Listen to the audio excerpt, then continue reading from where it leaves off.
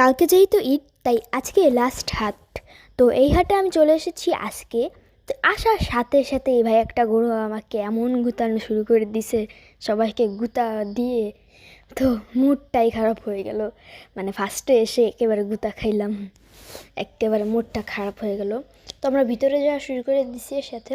তো আমরা হচ্ছে এক সাইডে আছে, আরেক সাইডে আরেকটা সাইড আছে। ওই সাইডে বেশি গরু আর এই সাইডটা একটু কম গরু আছে। তো এই সাইডে ঘুরতেছি, আসলে হয়েছে কি, আমাদের আগে একটা গরু কিনা আছে। এখন এখান থেকে যদি দামে কমে পাই ভালো হয়, তাহলে একটা গরু কিনবো এক্সট্রা। আর যদি না পাই তাহলে নাই। তো আমাদের এতটা জোর নাই, কারণ আমাদের আগে একটা গরু কিনা আছে। তার গরু হাটে আসবো আর এমন করবো না, এটা তো হবেই না। আর ওখানে আর বেশিক্ষণ থাকলে আমার একটা লাথি দিতে গরুটা।